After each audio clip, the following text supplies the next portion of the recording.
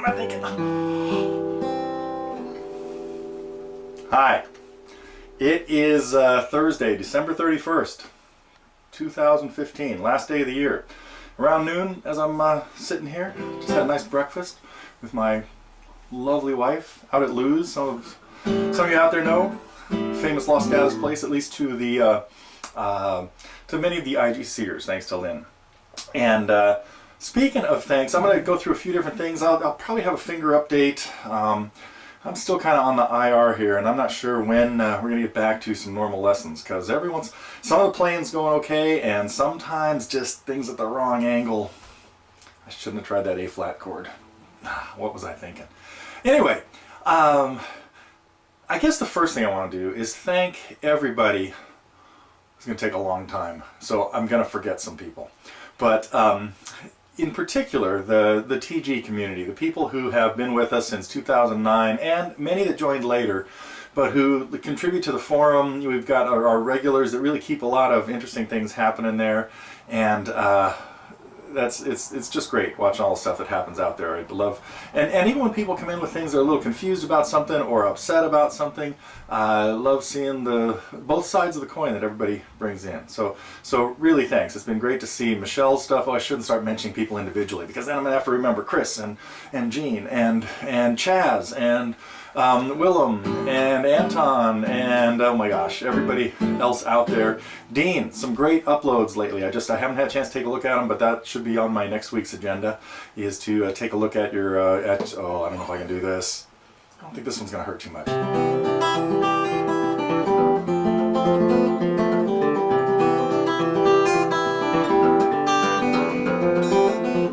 Anyway, yeah, things on the tip of the finger are okay. It's the side of the finger. And I was really lucky with the, I hate to think of it, the tree incident. It's like the Rolls-Royce incident in Back to the Future. It's going to linger for a while. But, so I'm hoping to get back to those, and actually hoping to get back to a lot of business as usual. We've had a lot of changes in things that have happened here. And actually I do want to thank some of the people specifically who have been really, really helpful. And the two biggest ones that have really contributed to TG are my partner Matt, who I haven't seen in a very long time. Matt, I hope you had a good holiday and things are going well. Matt, as many of you know, used to be a lot more visible on the site. Every once in a while now he pokes his head up and comes out from out of the sand and chimes in with some stuff. But he is really working above and beyond the call of duty to make things really happen at TG.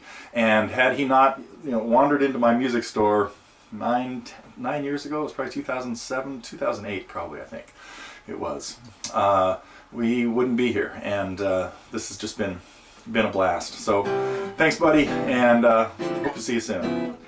The other is my wife Nani, who has put up with over 30 years of living with a musician. And she is just, I can't even explain it. It's just phenomenal that she's been so supportive of, not like my mother, who used to say, even up until 10 years ago, when are you going to get a real job?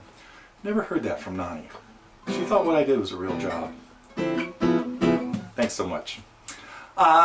We've had a lot of other people kind of behind the scenes that do a lot of stuff, and some of you know who a couple of them are. Jamila, of course, really takes care of day-to-day stuff and helps out, and new on the scene, working with Jamila, is Catherine. You've seen she's posted a few things lately, so I want to thank the ladies there who are behind us. We had also in the early days Keith, who has now come along and helped out a little bit more. So he's I hope. If you're watching there, Keith, Merry Christmas, Happy New Year, and really deep behind the scenes and the brains of the of keeping things functioning is our master programmer Naz. So Naz, all the best to you and your family over the holidays. I hope life is there. He's like about a 12-hour time change from us. So I think that's it. I want to also thank my two. Vanessa, who has helped out immensely. We recently put up her last lesson of the year, Fire, and I was just doing a little bit of research into how many lessons she's done, and it's over 100 now. We're at about 104, 105. I couldn't pin it down exactly because every once in a while she sneaks 2 songs into the same lesson, and so which we heard with the Superstar stuff from last month. I think that was back in November. Could have been in December, and I think that's it as far as that's definitely not it. There are more people that. That's enough though of that. There's a few other things I do want to talk about. I want to talk about IGC a little bit. I want to talk about pick. Oh, I hope I have one here handy. Oh, Max and Max's lessons. I really want to thank Max for putting together some acoustic lessons. A little flamenco stuff, a little slapping stuff. And this is sort of the slap and the bossa nova rolled into one thing. So really interesting stuff that Max is doing. And I really encourage you to check out what we have over at Totally Electric Guitars, because he's been working hard for quite a few years now too, putting together some really cool lessons. And so anyway, all the best to you, Max, and thanks for putting those things together for us. And both Max and I have been working on putting some of our lessons out on DVDs, as some of you know, and we had one of them finished a little while ago. And most of this came about because people were asking for stuff that they could have at home, and they didn't have to be hooked up online to. So we came out with this series called The Complete Rhythm Guitarist that turned out to be like an 8-disc set that included the strumming things. Target members have most of this stuff, so but we're getting requests from people to be able to have access to it individually and other things. So we've been putting some of these out. There was and I think people have seen. The bonus disc that came with this was called Inside the Mind, and had tips like what we've seen lately. Who has time to practice, what pattern was that, which pattern was that, what chord was that, the beginning, intermediate, student. So some of the comments that we've had on the forum about that, I'll probably get a chance to respond to over the weekend. I know people are asking me about. Gene brought up a great question of does it matter that I don't ever go into performance mode and that I'm uncomfortable in front of the camera? And I think it's always worth pursuing some of the things that you might consider weak spots in your musicality or something.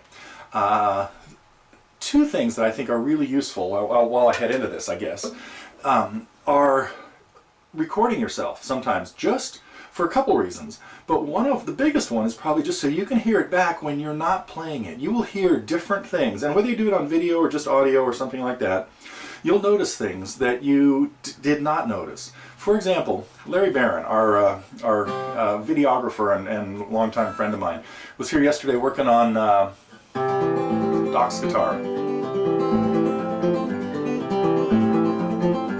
And actually, this didn't happen in this lesson, but I'm going to use it as I'm going to fabricate a story of something that's very similar, and that would be this, because this happens to me. And you could be playing a song. How's that go?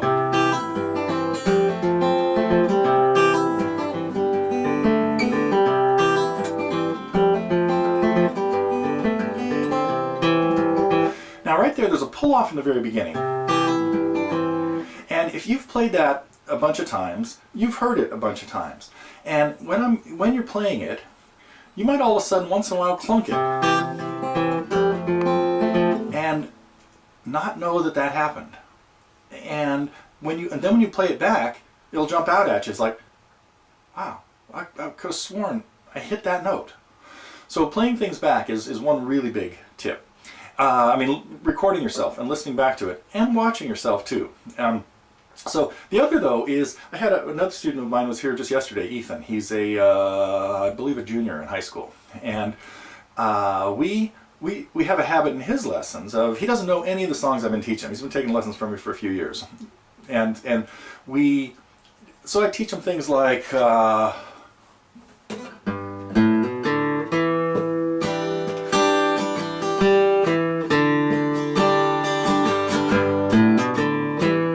we strum along with a lot of great tunes.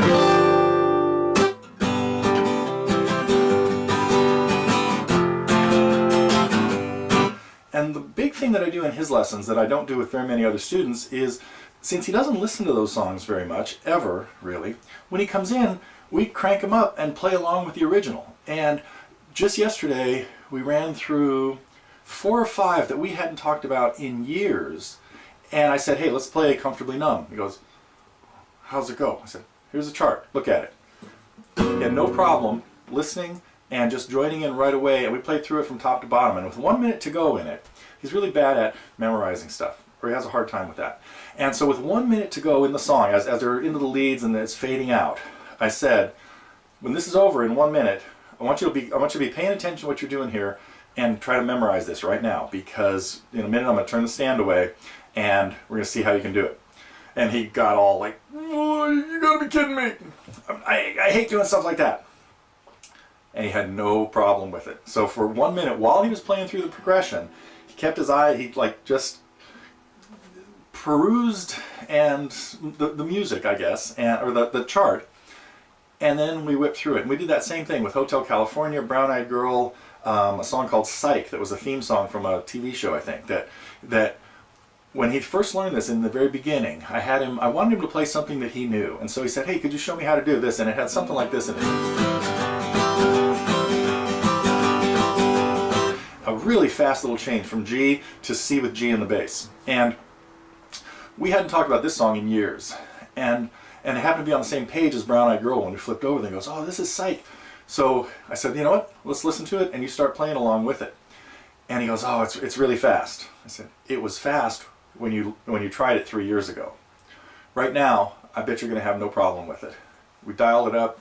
He played along, didn't miss a chord, didn't miss a stroke, and looked at me like, I said, what'd you learn? He goes, I made a lot of progress over these years, even though it seems like, it goes so slow. But he remembers a time when that song was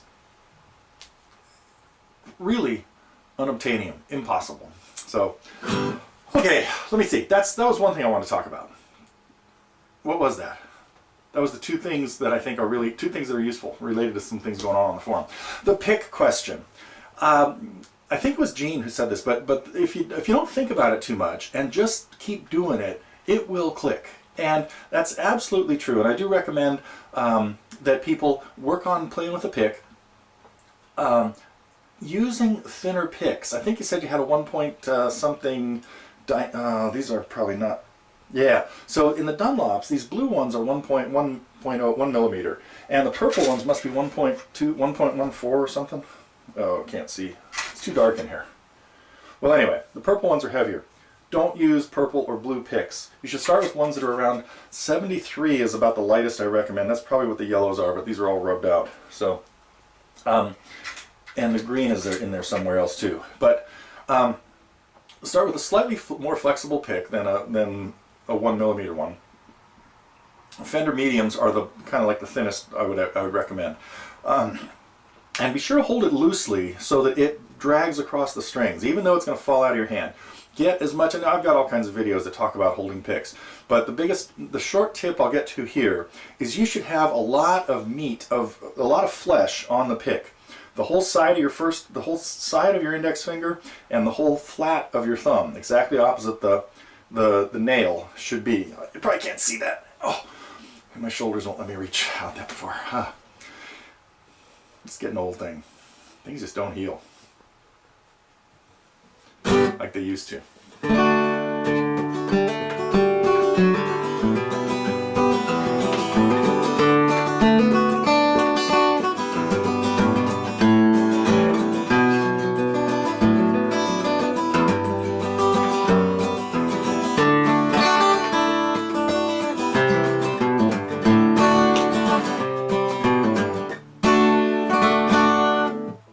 I like this playing with a pick thing. It's kind of fun. So, let's see. What else was I going to talk about? A little bit of camp news. We are, what's going on with camp? Nothing exactly this week. We still have some spots for the California camp, a lot of spots for the Crete camp, but we're working on some different ways of reaching people that may not know so much about that. But if you're remotely thinking about the Crete camp, let me know really soon, because we do have to make some decisions on that over the next couple of months. And but it'd be great to make that happen. Would love to see some of our. I'm kind of hoping that a lot of our European crowd, which may not always get these English videos, would really consider going. And I'll be contacting some of you that I know a little bit about maybe even helping us out with some videos in your native language. We'll see. we're toying with a lot of different ideas. Thanks to Chris for that. Oh, did I mention Chris when I was rattling off people that have helped us out a lot? Probably not.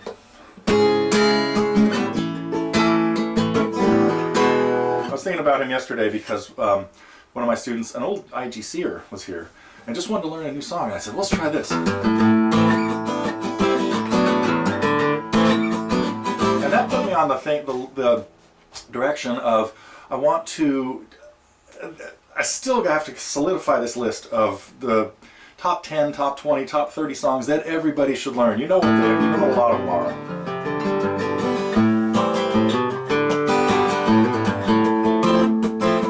Digging a little deeper. And of course,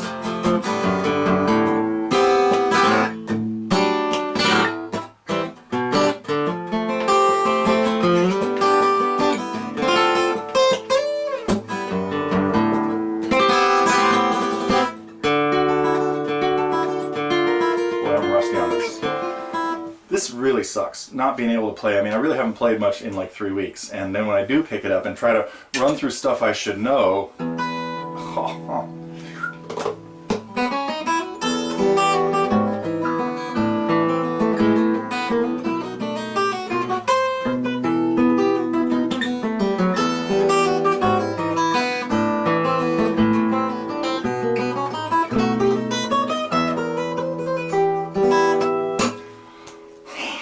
it's like playing with icicles on my fingers.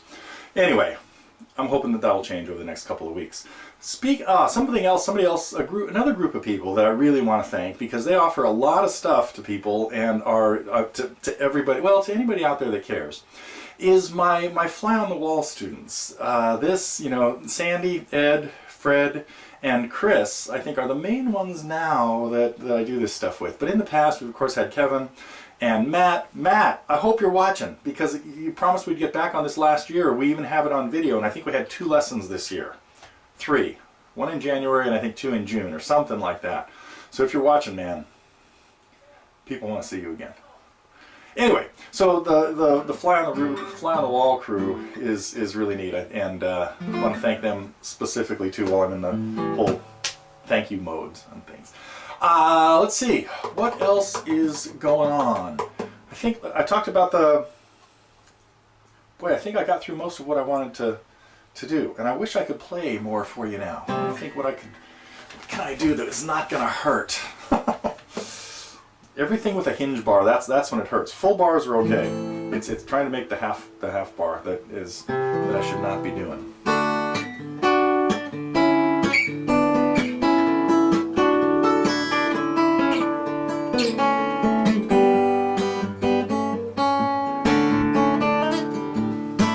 Where should that have gone?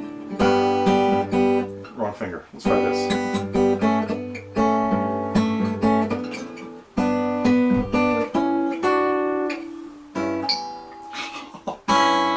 That's how that should have gone. That's kind of a cool little sound, huh?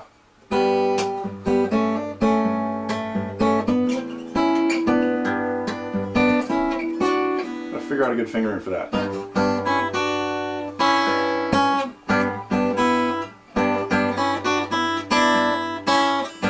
And notice what I was trying to do there was keep a G in the bass the whole time. I should not be rambling on with this on your time. But what I was trying to do was a little melody that went like this.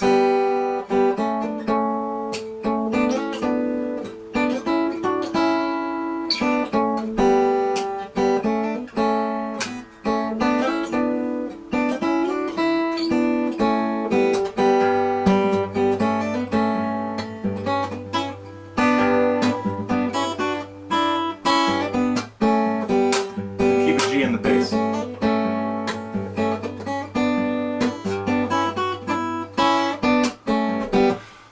Okay, well maybe I'll come back to that another day. Alright, I think I've gone through most of what I wanted to talk about. The patterns, playing it better at home, the instrumental, all that other jazz, and definitely hope we get back to life as normal in the next couple of weeks. I still have to finish this. I was right in the middle of this when the incident.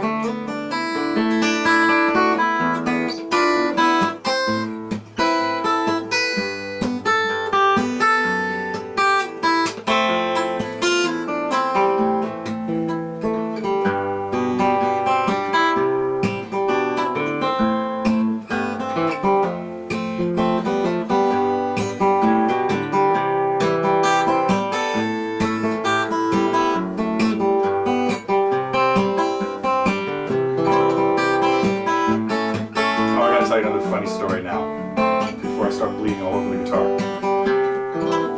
One last story, Christmas story around here. We got some of the residents, some of the cellar dwellers that are here. Some of you might know, there's a lot of people here nowadays. And we got rid of all the tube TVs in the house. There were 3 of them. And 2 were not even working, and one was like taking up a lot of space. It was this 250 pound, 36-inch Sony on a big old stand, Behemoth kind of thing, you know? And so my son Corey recruited a few of his friends to haul this thing upstairs out of the basement, out onto Trevor's truck, and they managed to get a few other TVs and a few other things in there, and one of their other friends showed up, Chapin, and who had a microwave, giant microwave, one from like the 80s probably. This thing probably weighed 300 pounds itself.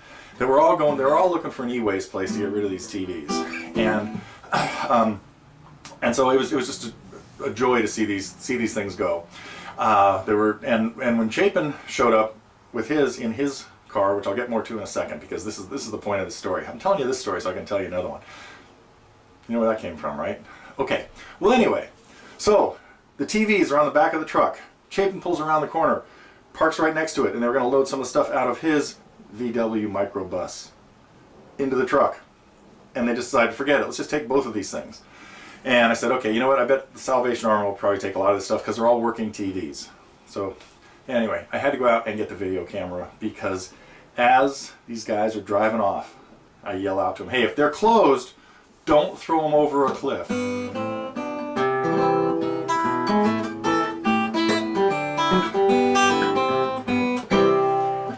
One of our cool little Christmas memories from 2015.